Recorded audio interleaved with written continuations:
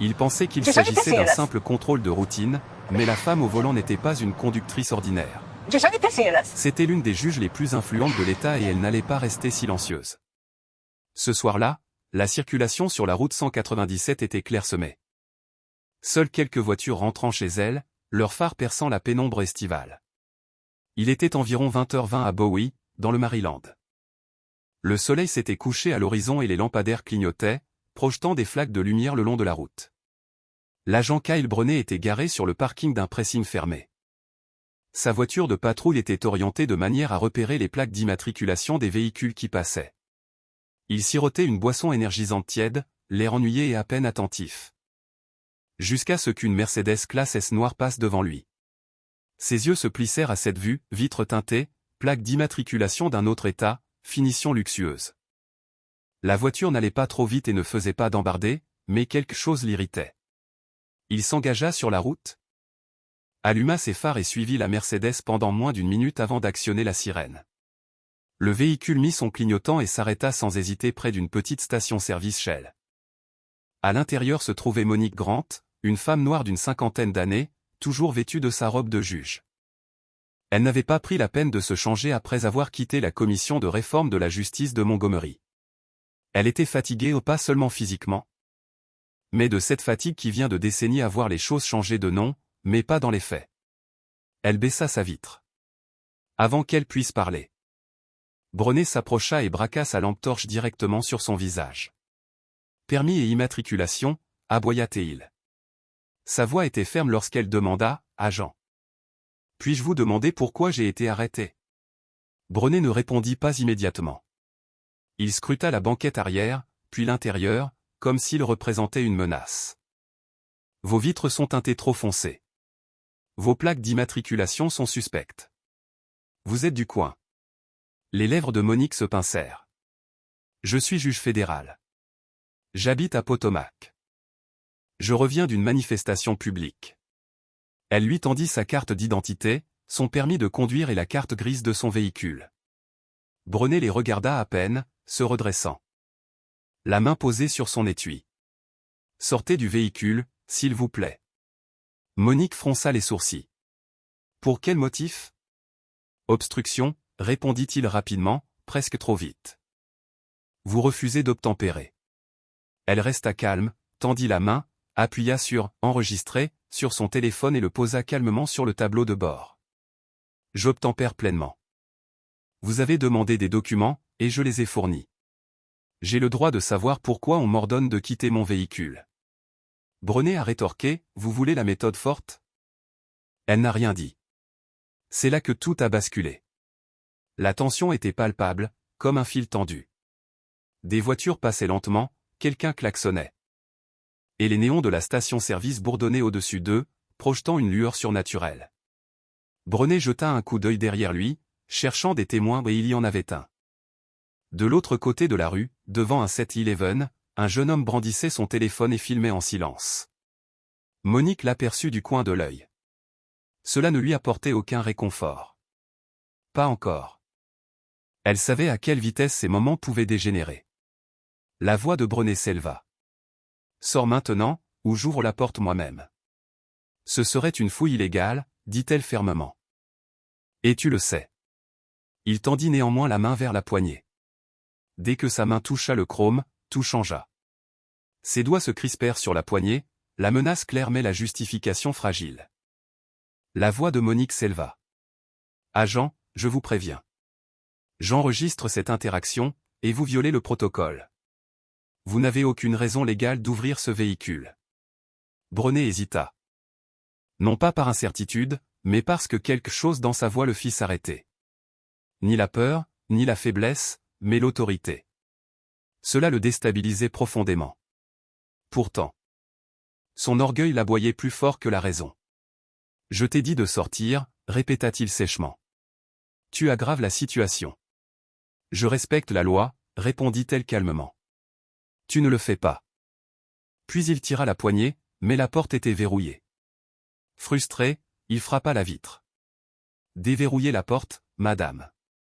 Elle répondit simplement, non. Le mot atterrit comme une pierre dans un lac tranquille, ni colère, ni tremblement, juste la finalité. De l'autre côté de la rue, le jeune homme s'avança. Et, appela-t-il. Vous savez qui c'est? Brené ne se retourna pas. Il murmura dans sa radio, j'ai besoin de renfort. Possible 1029 sur une Mercedes noire. Conducteur peu coopératif. Monique ne broncha pas. Son téléphone, toujours en enregistrement, captait chaque mot. Elle le fixa par la fenêtre. Tu viens de signaler une situation inexistante. C'est de l'abus de pouvoir. Il la regarda de nouveau. Tu te crois au-dessus des lois? Non, dit-elle simplement. Je suis la loi. Pendant un bref instant, quelque chose brilla dans ses yeux, de la reconnaissance ou de l'agacement. Peut-être les deux. Pourtant, il se pencha. Vous croyez toujours pouvoir vous en sortir par la parole. Ses yeux restèrent immobiles, mais ses mains agrippèrent le volant plus fort. Vous autres, répéta-t-elle. Il ne dit rien. Il recula vers sa voiture, ayant besoin d'espace pour réfléchir et planifier sa prochaine action. Ses épaules étaient tendues, sa respiration saccadée. Son sang-froid le bouleversait plus que n'importe quel cri. Dans la voiture, Monique prit une profonde inspiration. Ce n'était pas nouveau. Ce n'était même pas rare. Mais c'était la première fois que cela se produisait après les cérémonies, après les panels, après les discours. Elle s'était toujours dit que les choses s'amélioraient lentement, petit à petit. Mais là, elle avait l'impression d'être ramenée dans une pièce qu'elle croyait avoir quittée depuis des années. Quelques minutes plus tard, une autre voiture de patrouille arriva, plus lente, plus posée. Deux officiers en sortirent, l'un plus jeune, l'autre, visiblement sergent. Le plus jeune s'approcha rapidement de Brené. Le sergent prit son temps. Brené se plaignait déjà avant même que les portes ne se referment. Ouais, elle est récalcitrante. Possible fausse carte d'identité. Elle veut tout contester. Elle croit connaître la loi. Le sergent ne répondit pas immédiatement. Il regarda la femme dans la voiture, puis le téléphone sur le tableau de bord. Son expression changea. Je la connais, dit-il doucement. Brené cligna des yeux. Quoi? Le sergent s'avança, faisant signe à Brené de reculer. Il s'approcha de la fenêtre côté conducteur, se pencha légèrement et dit, juge Grant. Monique finit par lâcher son étreinte. Oui, je suis le sergent Rick Harland. Je m'excuse. Vous allez bien? Elle hocha la tête, mesurée. J'enregistre pour ma sécurité. On ne m'a pas dit pourquoi j'ai été arrêté. Votre agent a essayé d'ouvrir mon véhicule et a ignoré mes papiers. Harland expira bruyamment. Compris. Je vais lui demander de s'éloigner. On va régler ça maintenant. Brené, se tenant à l'écart, semblait visiblement secoué. Tu en as assez dit, l'interrompit Harland. Va t'asseoir dans la voiture. Ce n'était pas une demande. Malgré la tension retombée, l'atmosphère restait tendue, comme si ce qui venait de se passer était irréversible. Brené était assis dans sa voiture de patrouille. Les lumières intérieures projetant une faible lueur sur sa mâchoire, les lèvres pincées et silencieux. Sa caméra corporelle continuait d'enregistrer. Ignorant que les images seraient bientôt inaccessibles au public. Dehors, le sergent Harland parlait doucement à la fenêtre de Monique, avec le poids d'un homme nettoyant les dégâts d'un autre. Je suis vraiment désolé. Nous veillerons à ce que ce soit réglé. Monique n'acquiesça pas et ne pardonna pas. Elle n'était pas prête. Je lui ai tout dit. Je lui ai dit exactement qui j'étais. J'ai posé une question légitime, et il a menacé de recourir à la force. C'est un problème, dit calmement Harland. Ce sera dans mon rapport. Elle termina l'enregistrement, le visage calme. Mais les mains encore légèrement tremblantes. Harland le remarqua mais ne dit rien. Voulez-vous déposer une plainte officielle ce soir, ou faire un suivi demain matin? Je m'en occupe à ma façon. Vous aurez des nouvelles de mon bureau. Il recula, lui laissant la possibilité de partir. Elle ne le fit pas, pas encore. Puis-je vous demander quelque chose? Sergent? Bien sûr. Cet officier portait-il sa caméra piéton lorsqu'il s'est approché? Oui, madame. Bien, dit-elle en garant à nouveau sa voiture. Parce que maintenant. Il n'y a plus de débat. Harland fit un signe de tête brusque en direction du jeune officier. On en a fini. Toujours dans sa voiture de patrouille, le visage de Brené se crispa. Il n'avait pas l'habitude d'être renvoyé ou de voir sa décision rejetée. Monique sortit de son véhicule pour la première fois depuis l'arrêt, lentement et délibérément, non par peur, mais pour garder le contrôle à sa guise. Elle ne regarda pas Brené, mais Harland droit dans les yeux. « Je veux parler à votre responsable des affaires internes demain matin. »« Oui. Monsieur le juge. »« Et assurez-vous que les images de la caméra piéton ne disparaissent pas. » Harland hocha fermement la tête. « Ça ne disparaîtra pas. » À quelques mètres de là. Le jeune homme du 7-Eleven filmait toujours. Une femme plus âgée en tenue médicale l'avait rejoint. Elle n'enregistrait pas, mais se tenait debout, les bras croisés, le visage crispé par l'inquiétude. Monique marqua une pause avant de partir. « Vous avez tout enregistré ?» demanda-t-elle au jeune homme. Il hocha la tête. « Oui, madame. J'ai tout enregistré. Gardez-le au cas où. » Elle remonta dans la voiture et s'éloigna. Le sergent se retourna vers le véhicule de Brené et ouvrit la portière passager. Dehors. Brené ne bougea pas immédiatement. Il était suffisant. Arrogant. Harland ne broncha pas. C'est pareil ces derniers temps, marmonna Brené. Attention, dit Harland. Le micro est toujours allumé. Ils retournèrent à la voiture tandis que la nuit tombait. Harland ne dit plus un mot jusqu'à ce qu'il soit arrivé de l'autre côté de la station-service. Tu as déjà été signalé 2 fois cette année. Pourquoi? Méthodologie, attitude, raccourcis procéduraux. Si tu veux bousculer les gens, va travailler dans la sécurité privée. Ici, on respecte la loi. On n'improvise pas. La mâchoire de Brené se crispa. Si c'était quelqu'un d'autre? Coupa Harland, et c'est ce qui sauve ton badge ce soir. Mais les badges ne te protègent pas de la vérité. Et la vérité, enregistrée sur 2 appareils, allait éclater, qu'ils soient prêts ou non. À 9 h le lendemain matin. La vidéo avait déjà été vue près de 80 000 fois. Tout a commencé modestement, une republication sur un groupe Facebook local appelé Bowie Community Watchdog. Puis Reddit, Twitter. Et maintenant X. Puis TikTok, découpé et sous-titré de 3 manières différentes par 3 utilisateurs différents. Lorsque la juge Monique Grant est arrivée sur le parking de la Cour d'appel des États-Unis à Greenbelt, les clips avaient été diffusés sur tous les principaux comptes de médias vérifiés. Elle n'avait pas beaucoup dormi. Sa boîte mail était inondée de messages de collègues, d'assistants juridiques, d'anciens élèves, de quelques demandes de presse. De 2 messages vocaux du bureau du gouverneur et d'un message de sa mère qui disait simplement « Appelle-moi avant que je voie ça sur CNN ». Elle n'a pas réussi à passer la sécurité avant que son huissier, Trevor, ne l'intercepte. « Madame, je sais que vous préférez le silence, mais c'est là. »« J'ai vu ?» dit-elle en ralentissant à peine. « Ça va ? J'ai connu pire. » Il marchait à ses côtés, hésitant sur ce qu'il fallait dire. Il savait quand intervenir et quand rester en retrait, mais aujourd'hui. Rien ne semblait normal. Dehors, un rythme différent s'installait. À la station-service où l'incident s'était produit, quelqu'un avait collé une capture d'écran imprimée du visage de Brené. Tiré de la vidéo, sur la pompe où la voiture de Monique était garée. Le message, écrit au marqueur noir, « C'est pour ça qu'on enregistre tout ». Des journalistes locaux rôdaient autour du 7-Eleven. Une employée du Bowie Beacon a interviewé le jeune homme qui avait filmé la scène. Il s'appelle Khalil Durand, il a 24 ans. Il est étudiant en soins infirmiers et vient de sortir manger un morceau ce soir-là.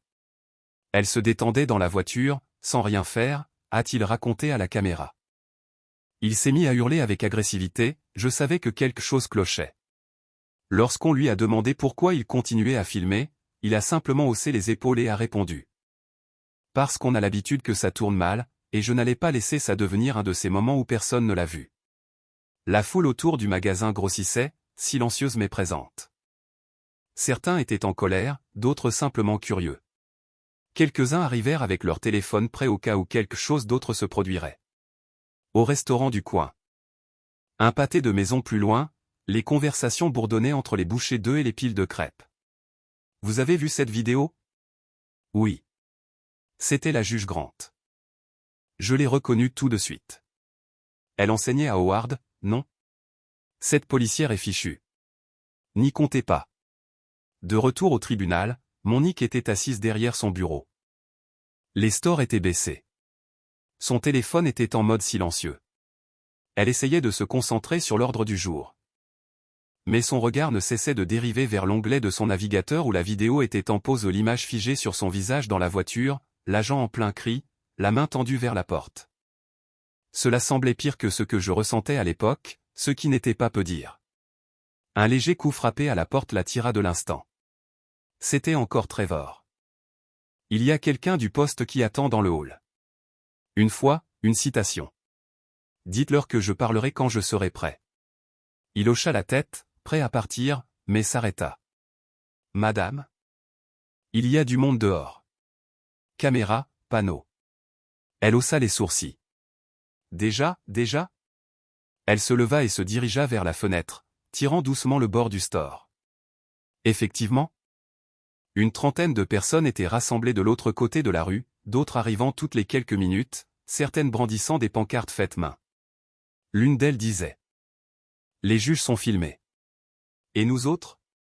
Sa mâchoire se serra, non pas de peur, mais de frustration. Ce n'était pas à cause d'elle. C'était là tout l'enjeu. De l'autre côté de la ville.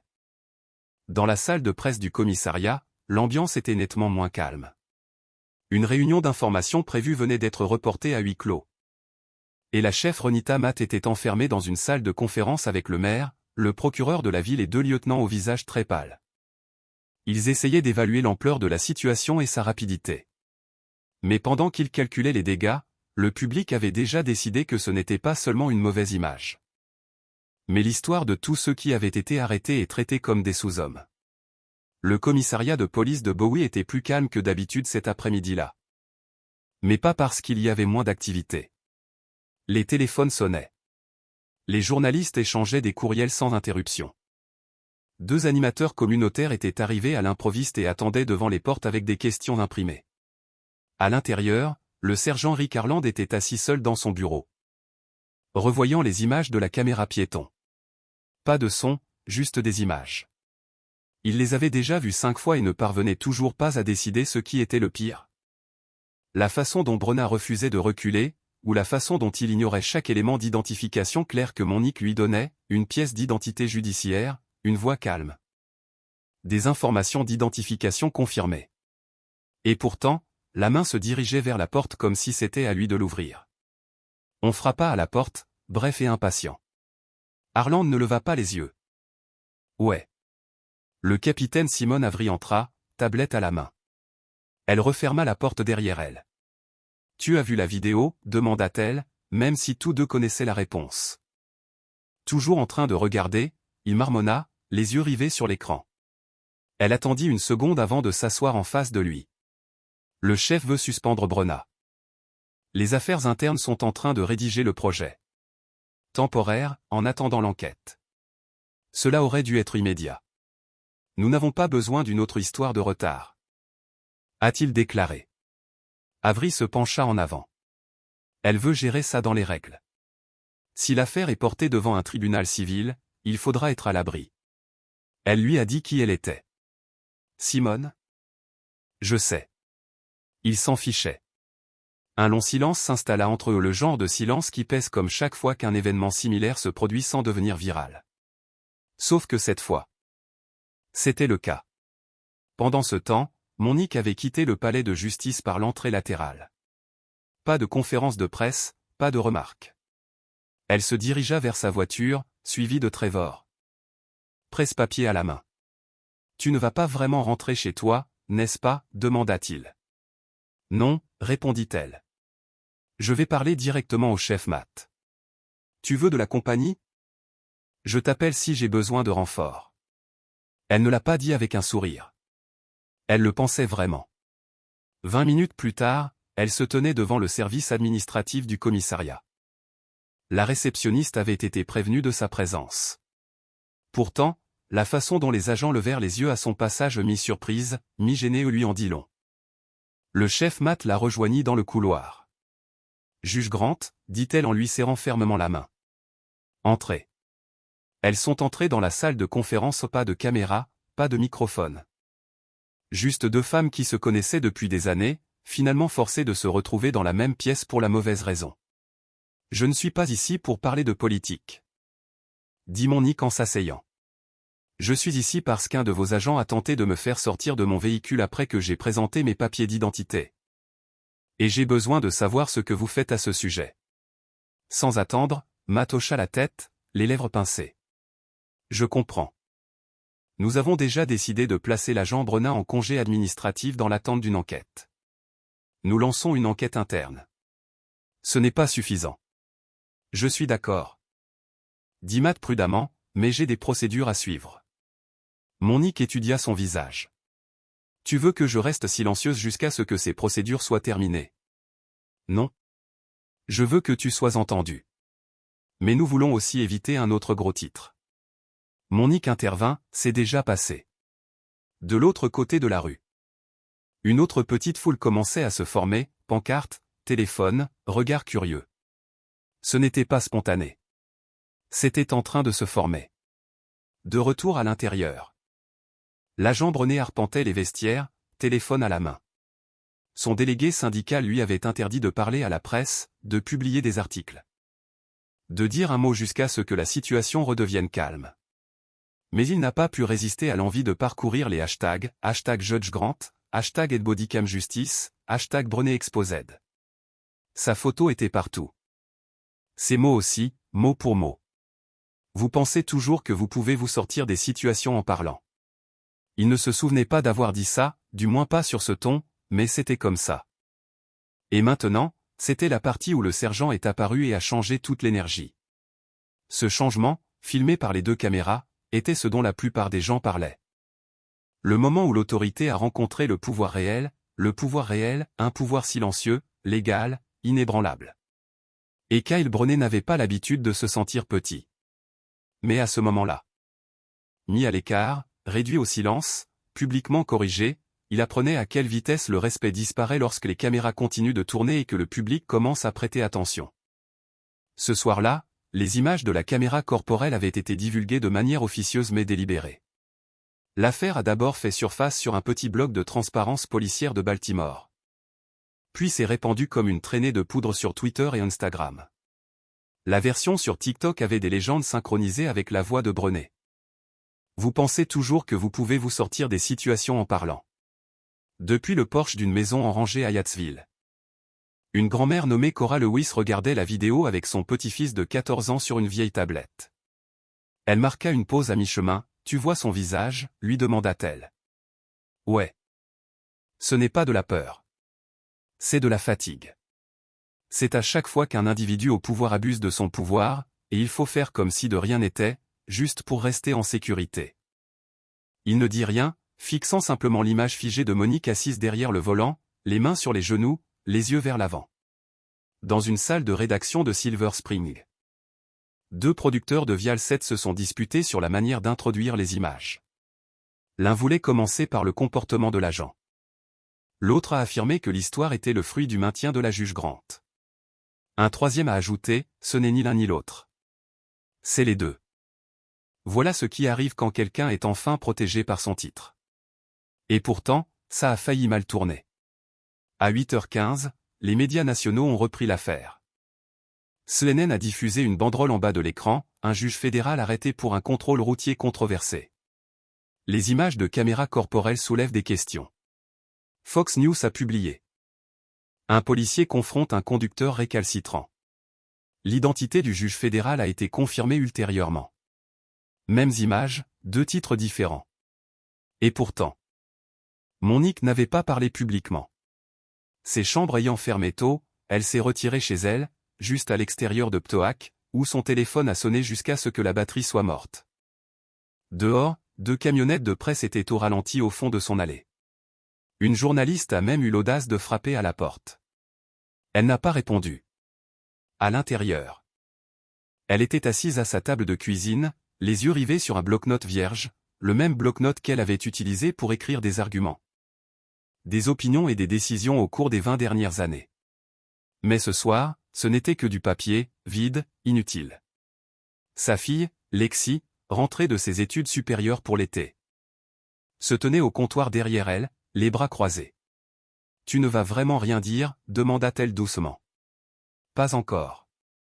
Il parle déjà en votre nom. Il déforme les faits. » « Je sais. » Lexi hésita. Si ça s'était passé autrement. Si ce type n'avait pas reculé. Monique leva les yeux. « Je sais. » Il y eut un silence entre elles. Un silence que seule mère et fille peuvent partager. Lourd, inachevé, mais compris. Plus tard dans la soirée, Trevor lui a envoyé un texto.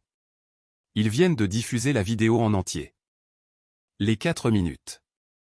Elle est partout. N'hésitez pas à nous appeler si vous avez besoin de quoi que ce soit. Elle n'a pas répondu. Elle vient de revoir la vidéo. Cette fois. Non pas en tant qu'elle-même, mais en tant que quelqu'un qui avait besoin de comprendre pourquoi cela résonnait. Elle observa à quel point elle était calme. À quel point la voix de Brené s'aiguisait à chaque phrase, à quel point le moment changeait lorsque ce gamin de l'autre côté de la rue criait, et à quel point son silence à la fin.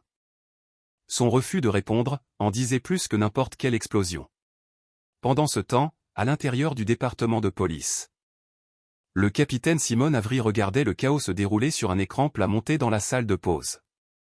Un par un, les officiers sont passés devant eux et se sont arrêtés, la plupart sans rien dire.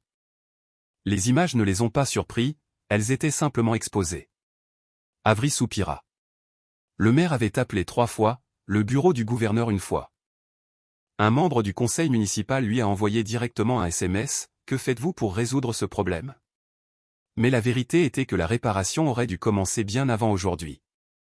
Dans une discussion de groupe entre anciens assistants juridiques, le nom de Monique était tendance. L'une d'entre elles, Janessa, a envoyé un message vocal. Elle prêche depuis des années contre les préjugés au sein des forces de l'ordre. Et voilà que la preuve est arrivée par la fenêtre de sa voiture. Elle ne l'a pas cherchée, mais elle l'a trouvée. Et regardez-la. Calme, mesurée, toujours maîtresse d'elle-même. Mais le problème n'était pas nouveau. Et la vidéo n'était pas rare.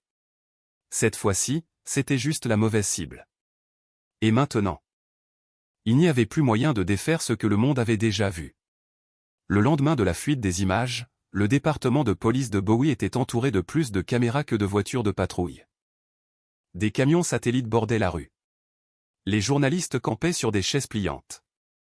Les membres du personnel regardaient à travers des stores comme s'ils étaient piégés dans une boule à neige de la honte. La chef Ronita Matt est arrivée à 7h02, un café à la main, la mâchoire serrée. Elle n'a pas parlé à la presse, n'a pas salué, a simplement franchi les portes d'entrée et s'est dirigée directement vers la salle de conférence où son équipe l'attendait. Le capitaine Avery. Le sergent Arlon, le consultant en relations publiques de la ville, et 2 lieutenants étaient assis autour de la longue table. Un tableau blanc indiquait les heures clés, incident à 20h22. Sauvegarde à 20h28, téléchargement viral à 10h47, reprise sur CNN à 8h15. Quelqu'un avait griffonné une note en dessous, le représentant du gouverneur a demandé une réunion. Le chef Matt posa son café et scruta la pièce. Parlons de la gestion des dégâts, a-t-elle déclaré.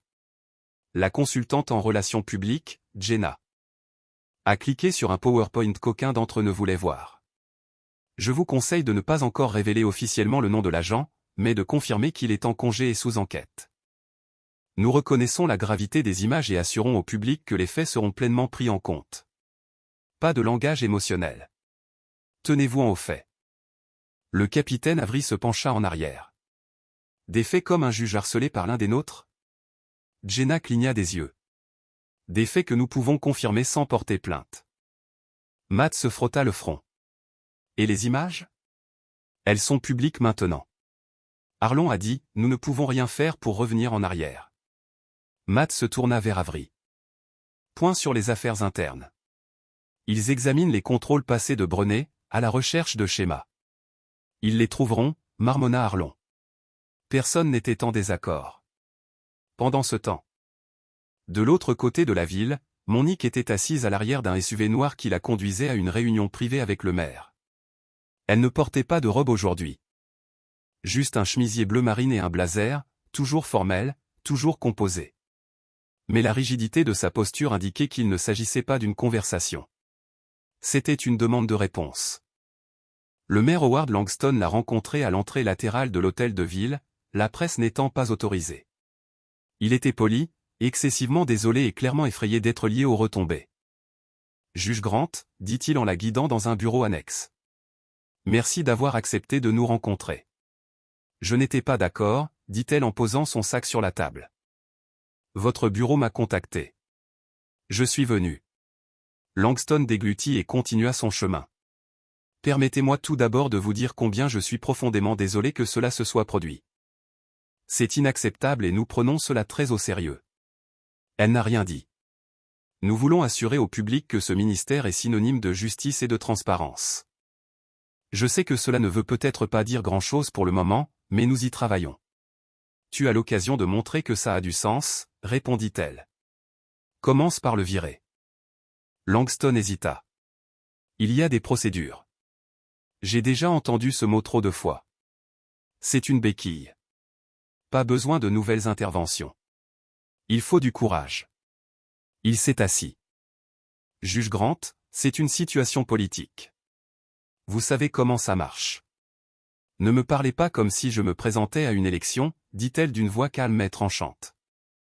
Parlez-moi plutôt comme si j'étais quelqu'un qui a failli être extirpé de sa voiture devant une caméra, malgré toutes les pièces d'identité que l'État lui a données pour prouver son appartenance.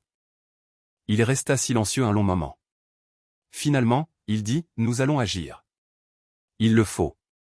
En face de l'hôtel de ville, un groupe de lycéens s'était rassemblé.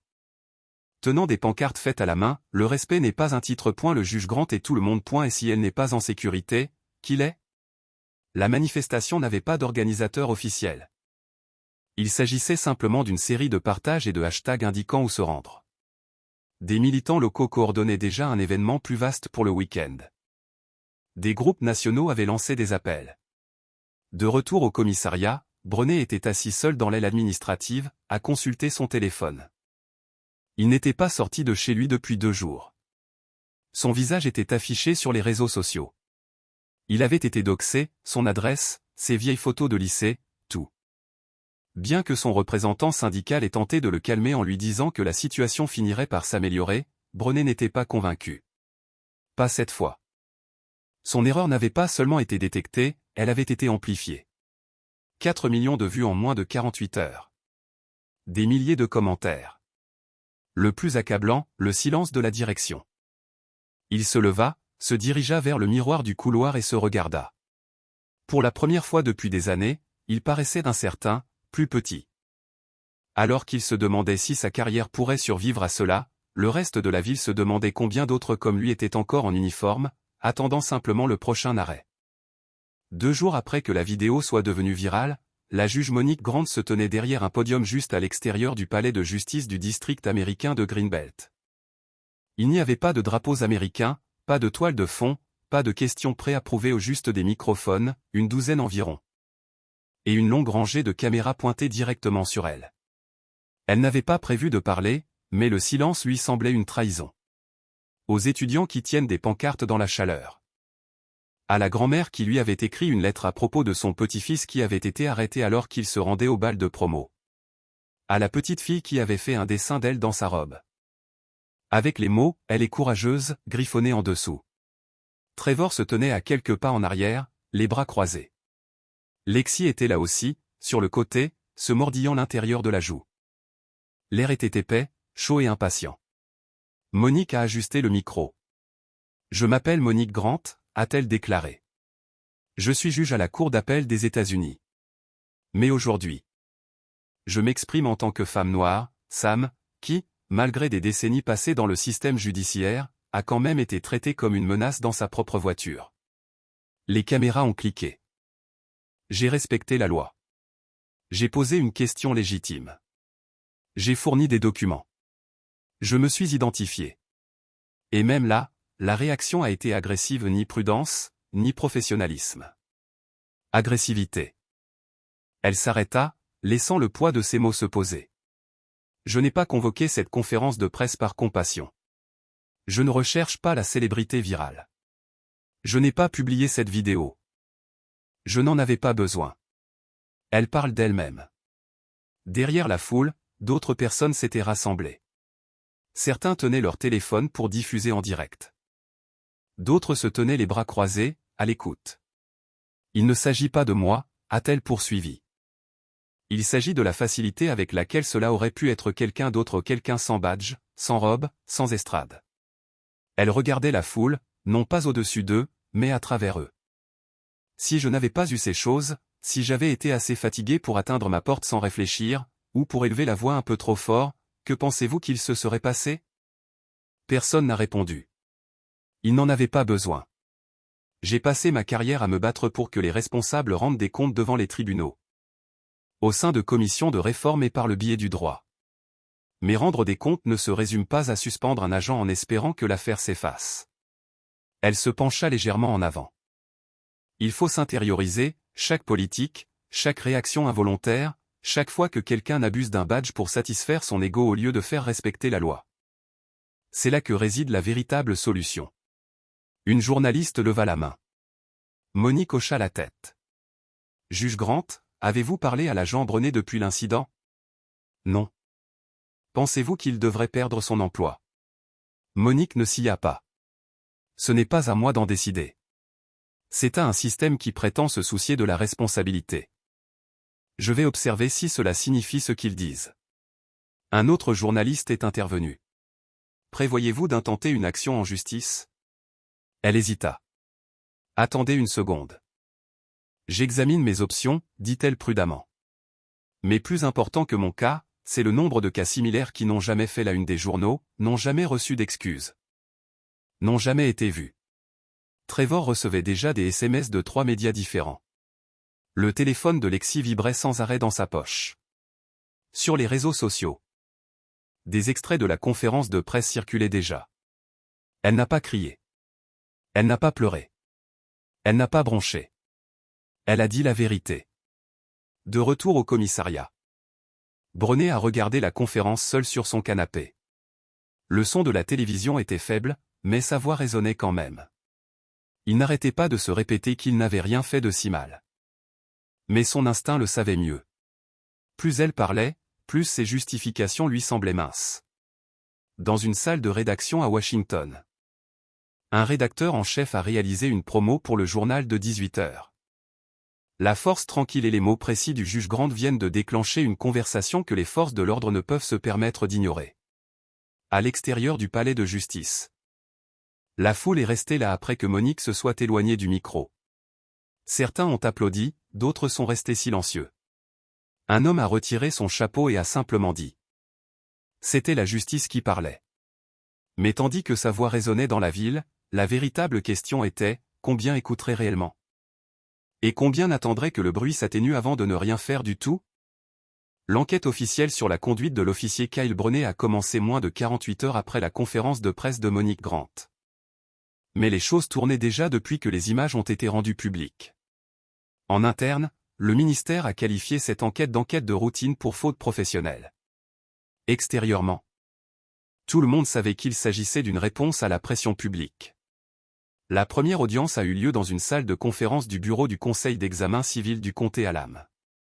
Une table pliante, des rangées de sièges et une longue plaque signalétique indiquant « Comité de surveillance des affaires internes ». Enquête sur le recours à la force et la conduite des opérations. Aucune caméra n'était autorisée, mais la presse attendait à l'extérieur. Monique n'a pas assisté à la première séance. Elle n'en avait pas besoin. Son témoignage vidéo avait déjà été soumis par écrit et signé sous serment. Ce qui était en jeu, ce n'était pas sa mémoire, mais la façon dont le département interpréterait ses propres règles. Brenet était là, flanqué de son avocat syndical et d'un autre agent des RH. Il était assis, raide, les yeux fixés sur la table, attendant son tour pour être interrogé. L'enquêtrice principale, Selena Marquet, avait examiné les images à plusieurs reprises. Elle a appuyé sur lecture juste avant le début de l'audience. Laissant la salle absorber le ton de la voix de Brenet, la façon dont il a tendu la main vers la porte, le commentaire « vous tous ». Personne ne parlait pendant la lecture de l'audio. Une fois terminé, Selena ferma lentement son ordinateur portable et regarda Brenet droit dans les yeux. « Voudriez-vous expliquer vos actions ce soir-là » Il s'est éclairci la gorge. Je pensais que le véhicule avait une teinte illégale et que les plaques d'immatriculation n'étaient pas enregistrées dans l'état. J'ai procédé à un contrôle technique suite à ces observations. Avez-vous confirmé l'un ou l'autre des soupçons avant de demander au conducteur de sortir du véhicule? Non, je n'ai pas eu le temps. Pourquoi lui as-tu demandé de sortir? Il hésita. Elle ne coopérait pas en ne sortant pas. Oui. La voix de Selena resta égale. A-t-elle présenté une pièce d'identité? Elle l'a fait. L'avez-vous vérifié? J'y ai jeté un coup d'œil. Mais s'est-elle identifiée comme juge fédéral? Oui. Selena leva la main. Officier Brenet. Comprenez-vous comment votre décision d'atteindre physiquement sa porte après avoir confirmé son identité a violé le protocole? Son avocat est intervenu. C'est une interprétation du règlement. Nous contestons que l'agent ait enfreint le règlement du service. Selena l'interrompit. Nous ne sommes pas au tribunal, maître. Nous sommes ici pour déterminer si un badge a été utilisé à mauvais escient, et les images le suggèrent. Dehors, une foule s'était rassemblée. Des étudiants, des retraités. Et même quelques propriétaires d'entreprises locales qui avaient vu la conférence de presse de Monique et voulaient des réponses. Une femme nommée Valérie Grant, sans lien de parenté avec Monique, se tenait à l'avant, tenant une petite pancarte. Nous regardons cette fois. Les journalistes se sont mêlés, espérant une citation. Mais la plupart de la foule n'était pas là pour être vus. Ils étaient là parce qu'ils en avaient déjà trop vu. De retour à l'intérieur, le panel a interrogé Brenet sur ses précédentes réprimandes, 2 au cours des 18 derniers mois. Une pour comportement agressif lors d'un contrôle routier, une pour ne pas avoir désamorcé une dispute domestique. Aucune de ces affaires n'a donné lieu à une suspension. Les 2 ont été résolus en interne. Selena prit une inspiration. Officier Brenet, pensez-vous que votre réaction aurait été la même si le conducteur avait été un juge blanc dans le même véhicule? Il ne répondit pas tout de suite, il fixa simplement le grain du bois. Je ne sais pas, dit-il finalement. Ce n'est pas suffisant. La séance s'est terminée par une courte pause. Le panel se réunira à nouveau dans 2 jours pour décider s'il convient de recommander la révocation du chef. À la maison, Monique a reçu la mise à jour par courriel. Elle l'a lu 2 fois. Non pas parce que cela la surprenait, mais à cause de la rapidité avec laquelle le système changeait lorsque les projecteurs étaient braqués sur lui. Elle pensait à tous ceux qui avaient été à sa place sans la robe, sans la caméra, sans l'influence et à tous ceux qui avaient été renvoyés sans preuve, sans témoin. Sans micro pour capter l'insulte. Lexi est entrée dans la pièce en tenant son téléphone. « Maman, as-tu vu ce qui s'est passé à l'extérieur de l'audience? » Non. Quoi? Ils ont apporté des beignets à la foule depuis la boulangerie de Racetrack Road. Monique cligna des yeux. Des beignets. Il s'agissait d'un geste de paix de la part de quelques officiers envers les personnes à l'extérieur. Elle expira. Au moins quelqu'un écoute. Mais écouter une fois ne résout pas l'histoire. Et la responsabilité ne se mesure pas en paroles ou en gestes gentils. Cela se mesure à ce qui vient après. 2 semaines après l'arrêt. La juge Monique Grant se tenait dans l'auditorium du lycée Eleanor Roosevelt à Greenbelt, face à une foule de juniors et de seniors assis sur des chaises pliantes. Il n'y avait pas d'équipe de presse, pas de podium, juste des étudiants, des enseignants et l'attente silencieuse qui survient lorsque quelqu'un parle enfin directement, sans performance. Elle n'était pas venue pour parler de l'arrêt. Pas directement, en tout cas. Elle est venue parce que la directrice, Madame Tania Vega, l'a appelée et lui a dit « Ils ont vu la vidéo. Ils ont des questions. Mais surtout, ils ont besoin de voir que nous continuons d'avancer. » Monique l'a compris plus que quiconque. Elle se tenait au centre de la scène. Vêtue d'un blazer sombre et d'un pantalon, pas de robe, pas de titre affiché, juste elle. « Je veux te parler de pouvoir », commença-t-elle. Pas le genre qu'il vous donne. Ni titre. Ni offre d'emploi, ni plaque. Je parle de celui qui vit à l'intérieur de vos décisions. Ce que tu laisses passer. Ce dont vous parlez. Ce sur quoi vous gardez le silence parce que vous avez peur d'être puni pour avoir dit la vérité. Quelques étudiants se penchèrent en avant sur leurs chaises. J'ai été arrêté pour rien. A-t-elle poursuivi. J'ai suivi toutes les règles qui me semblaient nécessaires pour assurer ma sécurité. J'ai parlé calmement. Je me suis identifié. Et pourtant, j'ai été traité comme si je n'avais aucune importance. Elle a scanné la pièce. Ils étaient silencieux mais engagés. Mais je ne suis pas là aujourd'hui à cause de cet officier. Je suis ici parce que vous l'avez vu. Parce que les gens regardaient. Et maintenant la question devient, que ferez-vous lorsque cela se produira devant vous? Quand il n'y a pas de robe. Pas de presse, pas de caméra? Une main s'est levée au deuxième rang. Un garçon avec un sweat à capuche noire. Et si tu dis quelque chose et que personne ne t'écoute? Monique s'approcha du bord de la scène. Alors continuez à le dire, car votre voix ne changera peut-être pas le monde du jour au lendemain. Mais elle pourrait changer la personne qui se tient à côté de vous. Et c'est important. Une autre main, une fille près du fond. Tu penses qu'il va se faire virer? Elle hésita pour la première fois. C'est au système de décider. Mais ce qui m'intéresse davantage, c'est le nombre de services qui regardent à nouveau ces images et se demandent qui d'autres ils ont laissé passer. Par la suite, plusieurs étudiants sont venus la remercier. Certains lui ont serré la main. D'autres n'ont rien dit. Je l'ai juste regardé avec une sorte de reconnaissance qui disait « Je te vois ». J'ai compris. Plus tard dans la soirée, à la maison. Lexi lisait un classeur de recherche d'études supérieures lorsque Monique est entrée en tenant une lettre. Qu'est-ce que c'est? D'une femme de Milwaukee. Elle a déclaré avoir regardé la vidéo avec son père, qui avait été arrêté sous la menace d'une arme l'année dernière à cause d'une confusion de plaques d'immatriculation. Pas d'excuses. Pas de caméra, rien. Pourquoi a-t-elle écrit? Monique s'assit lentement. Elle a dit, quand j'ai vu ton visage dans la voiture, j'ai vu celui de mon père. Tu n'as pas crié. Tu n'as pas supplié. Tu as juste continué à être toi-même. Cela t'a sauvé. Mais cela ne devrait pas être le cas. Lexi était silencieuse. Tu penses que quelque chose va changer? Monique réfléchit un instant. À propos du nombre de commandes auxquelles elle a participé. Combien de fois on lui a demandé de donner des conseils sur la réforme, la transparence, la confiance de la communauté. Et pourtant, elle était là, toujours arrêtée comme une suspecte dans sa propre ville. Je pense que le changement est lent, a-t-elle finalement déclaré. Mais je pense aussi que les moments comptent. Et ce fut un moment. Ce week-end, le département a annoncé que l'agent Kyle Browne avait démissionné. Aucune cérémonie. Pas de déclaration officielle. Juste un départ discret, annoncé sur le site web de la ville sous un court avis intitulé « Mise à jour du personnel ». Aucune excuse. Pourtant, les gens l'ont remarqué. Les images sont restées en ligne. La vidéo circulait toujours, dans les salles de classe, les ateliers, les mairies. Monique n'a jamais porté plainte. Mais elle n'a pas laissé la conversation s'éteindre pour autant. Elle a continué à parler, non seulement de ce qui lui était arrivé, mais aussi du système plus large qui l'a permis. Et de la nécessité de rester vigilant, même lorsque les choses semblent s'améliorer. Parce que pour chaque caméra qui enregistre la justice, il y a 10 moments qui restent invisibles. Pour chaque juge en robe, il y a un professeur, un père, un adolescent sans robe.